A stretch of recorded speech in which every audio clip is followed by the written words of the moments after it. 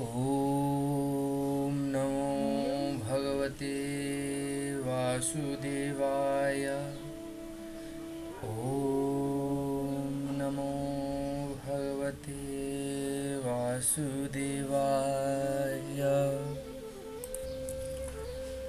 आज हामी श्री सुखदेवजीले परीक्षित महाराजलाई सुनाउनु भएको श्रीमद् भागवत महापुराणको 8औं स्कन्धमा छौँ।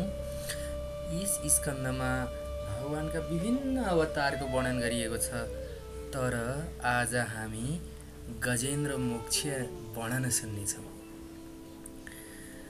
गजेन्द्र मोक्ष वर्णनको कथा अब सुरु हुन्छ यसरी।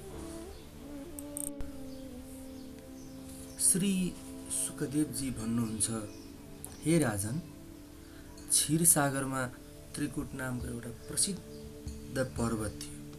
एकदमै राम्रो, 10,000 योजन अग्लो र उस्तै फराकिलो। त्यसमा रङ्गी रङ्गी रत्न धातु जडिएका थिए। त्यो सबै दिशालाई प्रकाशित गर्थ्यो। विभिन्न जातका रुख लता झाडीहरू थिए। झरनाको झरझर आवाज गुन्जिरहन्थ्यो। समुद्रको लहर आएर त्यसमा ठोकिँदा लाग्थ्यो कि त्यो पर्वत राजको पाउ समुद्रले पखालिरहेको छ। यस्तै त्यो पत्रको हरेक पत्थर यति सङ्लो भएको थियो कि त्यहाँबाट हरियो दुबो उम्रेका थिए। त्यो पर्वतमा बडो स्वच्छ निर्मल पानी थियो। धेरै नदीहरू र सरोवर थिए। त्यहाँ देवाङ्गनाहरूले स्नान गरेको हुनाले त्यो पानी पनि बास्ना छोड्दथ्यो। अत्यन्तै सुगन्धित थियो र त्यो सुगन्धलाई चाहिँ हावा पवनले सुरभि लिएर सुमधुर पवन चलिरहन्थ्यो। पवनमा सुगन्ध घुलेर त्यो पवन नै मदमस्त भएको थियो। त्यही पर्वतराज चित्रकूटको बेसीमा महात्मा भगवान वरुणको एउटा उद्यान थियो। तर त्यो उद्यानको नाम थियो ऋतुमान। त्यो ऋतुमान उद्यानमा अति नै राम्रा मन्दार, पारिजात, गुलाब लगायतका फुलहरू, आँप, पचाल, कटर लगायतका फलहरू, श्रीखण्ड, चन्दन, नीम, कचनार, साल लगायतका रुखहरू थिए। त्यो उद्यानमा एउटा ठुलो भारी गहिरो सरोवर थियो। त्यहाँ सुनौला रङका कमल फुलिरहेका थिए। त्यो उद्यानमा विभिन्न पक्षीहरू थिए, जस्तै हाँस, कर्याङकुरुङ, सारस, कोइलीहरू कुर्लिरहेका थिए। माछा र कछुवाहरू बस्दथे। माछा र कछुवाहरू चल्दा ती कमलका फुलहरू हल्लिन्थे। तर त्यो घोर जङ्गलमा जुनसुकै ऋतुमा पनि हरेक प्रकारका वृक्षहरू सदाबहार रहन्थे। घोर जङ्गलको एउटा गजेन्द्र नामको राजा बस्थ्यो, जो ठुला ठुला हात्तीहरूको मालिक थियो। धेरै हात्ती र हात्तीनीहरूसँग त्यो बस्दथ्यो।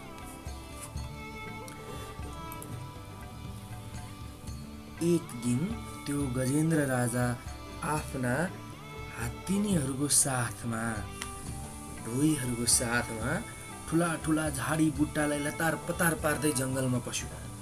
त्यसको गन्धले सिंह, अरू साना हात्तीहरू, बाघ, गैँडा, काला सेता, सर्प, चमरी गाई आदि डराएर भाग्न थाले।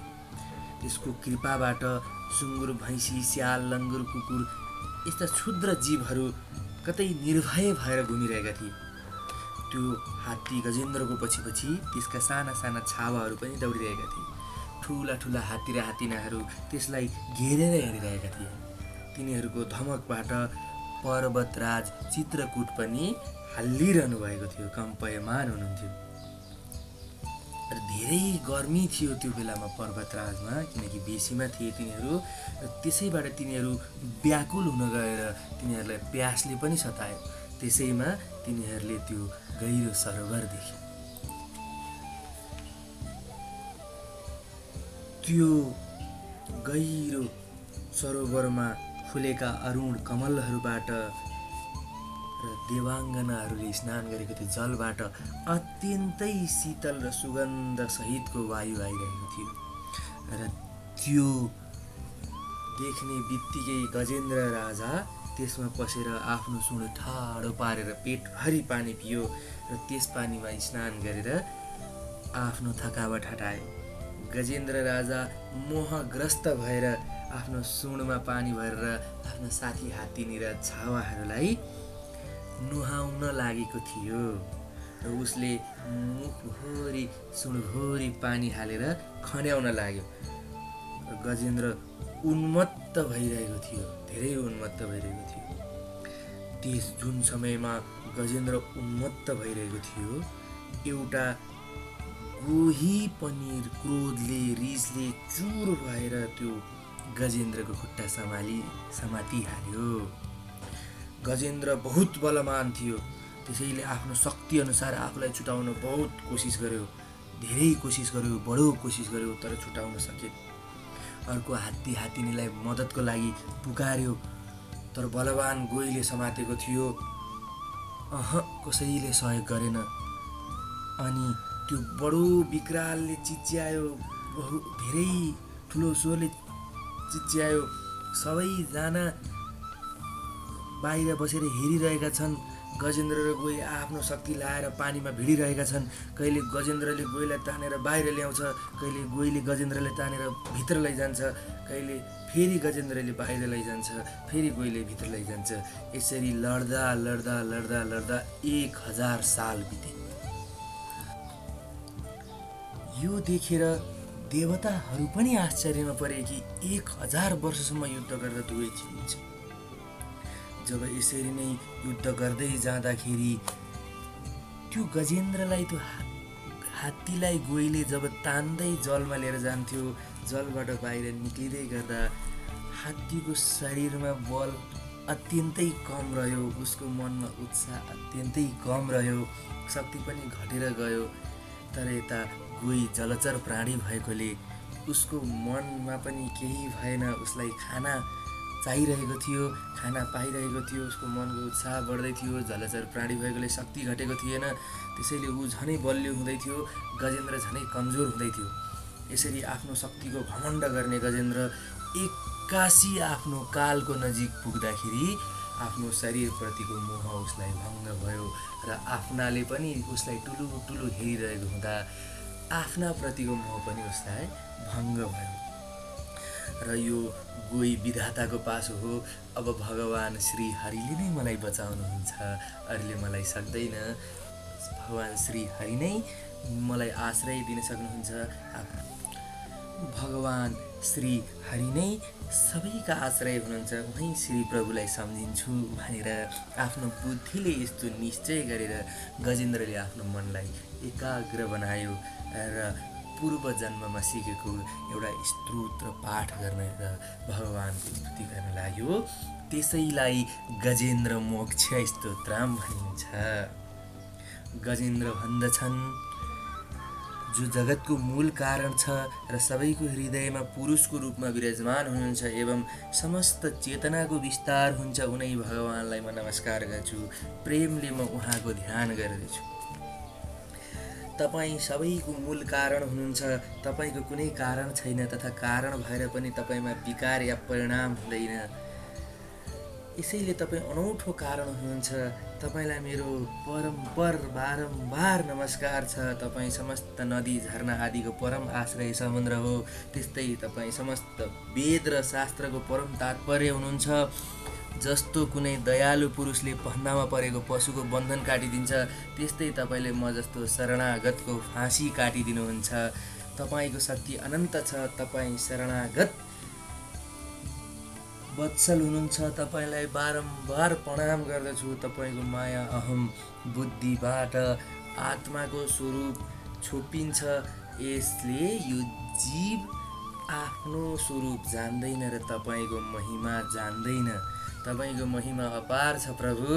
तपाईँ उनै शक्तिमान एवं माधुर्य भगवानको म शरणमा पर्दछु भनेर गजेन्द्रले गजेन्द्र मोक्ष स्तोत्र पर्दछन्। यहाँ मैले गजेन्द्र मोक्ष स्तोत्र पुरै भन्न सकिनँ किनकि त्यो धेरै लामो छ र यसलाई थोरै रूपमा भनेको छु। र त्यसपछि श्री सुखदेवजी भन्नुहुन्छ, हे परीक्षित, गजेन्द्रले बिना कुनै भेदभाव निर्विशेष रूपमा भगवानको स्तुति गरेका थिए। त्यसैले भिन्न भिन्नै नाम र यथार्थ आफूलाई जान्ने ब्रह्मा, इन्द्र, अग्नि, वरुण आदि देवताहरू उसको सहयोग, उसको रक्षा गर्नको लागि आए। त्यस समयमा सर्वात्मा भएका कारण स्वयं सर्वदेव स्वरूप स्वयं भगवान श्रीहरि प्रकट हुनुभयो। जय हो श्रीहरि। विश्वको एकमात्र आधार भगवानले देख्नुभयो कि गजेन्द्र अत्यन्तै पीडित छ र त्यो गजेन्द्रलाई अत्यन्तै पीडित भएको देख्न साथ भगवान गरुडबाट हाम फालेर त्यो गोही सहित गजेन्द्रलाई पनि तत्काल तानेर पानीबाट निकालिदिनु भयो र श्रीहरिले चक्रबाट गोहीको मुख चिरिदिनु भयो र गजेन्द्रलाई छुटाइदिनु भयो। र यस्तो देखेर ब्रह्मा, इन्द्र आदि देवता, ऋषि, गन्धर्व श्रीहरि भगवानको यस कर्मको प्रशंसा गर्न थाले र सबैले उहाँलाई पुष्प वृष्टि गर्न थाले, पुरुषोत्तमको स्तुति गर्न थाले। यता त्यो गोही तुरुन्तै आश्चर्यमय दिव्य शरीरले सम्पन्न भयो। त्यो गोही पहिले हु नामको एउटा श्रेष्ठ गन्धर्व थियो।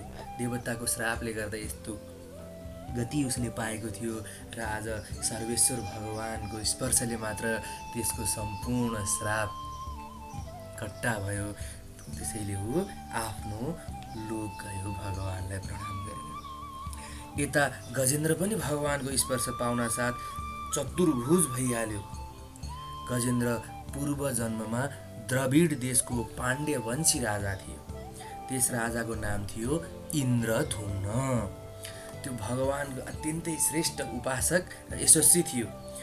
एकचोटि राजा इन्द्रधुम्न राजपाट छोडेर मलय पर्वत गएका थिए र जटा पालेर तपस्वीको वेश धारण गरेका थिए।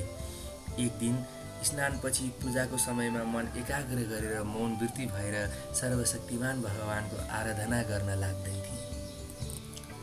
त्यसै समयमा दैव संयोगले यशस्वी मुनि, परम यशस्वी मुनि अगस्त्य मुनि आफ्ना शिष्यहरूको साथ त्यहाँ आउनुभयो र यी प्रजापालक राजा अतिथि सेवाको लागि धर्मको परित्याग गरेर तपस्वीको समान एकान्तमा चुपचाप गरेर उपासना गर्न लागेका देखेर इन्द्रधुम्नसँग ती रिसाइहाल्नुभयो र राजालाई यस्तो श्राप दिनुभयो, हे राजा, गुरुहरूको शिक्षालाई ग्रहण गरेन, अभिमानवश परोपकारबाट निवृत्त भएर मनोमानी गरिरहेछस्। तैँले ब्राह्मणको अभिमान गर्ने तेरो यो बुद्धि हात्तीको समान रहेछ। त्यसैले त हात्तीको योनिमा गइहा भनेर अगस्त्य मुनिले श्राप दिनुभयो। र यसरी श्राप दिएको हुँदा अब राजा इन्द्रधुम्नले यो सबैतिर सन्तोष गरे कि यो नै मेरो भाग्य रहेछ र आफ्नो यो योनि छोडेर उनी हात्ती हुन पुगिहाले। र हात्ती भएपछि उनलाई भगवानको विस्मृति भइहाल्यो। तर भगवानको आराधनाको प्रभाव यस्तो हुन्छ कि सङ्कटमा परेको बेला उहाँलाई पुरानो आफ्नो जन्म विस्मृति भएर भगवानको स्तुति गर्न थाले र यसै गजेन्द्र मोक्ष स्तुति गान गरेर हात्तीको योनिबाट मुक्त भए। र त्यो गजेन्द्र मुक्तिको महात्म्य कस्तो छ भन्दा भगवान भन्नुहुन्छ, यो रातको पछिल्लो प्रहरमा उठेर इन्द्रिय निग्रहपूर्वक गरेर एकाग्र चित्त भएर यो गजेन्द्र मोक्षको जो स्तोत्र गर्छ, मनमा मलाई धारण गरेर त्यसको समस्त पाप छुटेर जान्छन्। र जो मान्छे ब्रह्म मुहुर्तमा उठेर यो स्तुति गर्दछ, मृत्युको समयमा म त्यसलाई निर्मल बुद्धिको दान गरिदिन्छु। त्यही भनेर भगवान आफ्नो शङ्ख चक्र उठाएर गरुडमाथि सवारी हुनु भएर वैकुण्ठ धाम जानुभयो। हस्त धन्यवाद। आज गजेन्द्र मोक्षको कथा यतिसम्म नै हो र यो गजेन्द्र मोक्षीको कथा सुन्न र सुनाउनाले यस लोकको सम्पूर्ण पाप कट्टा हुन्छ भन्ने धार्मिक मान्यता रहेको छ। र अहिले यो लकडाउनको बेलामा, कोरोनाको बेलामा थोरै भगवानको भक्ति गरेर साइकोलोजिकल ट्रिटमेन्ट पनि हुने गर्दछ यसले। र यसलाई आज यति नै टुङ्ग्याउँछु र छिटै नै अर्को कथासहित चाँडै नै आउनेछु। हस्त, धन्यवाद।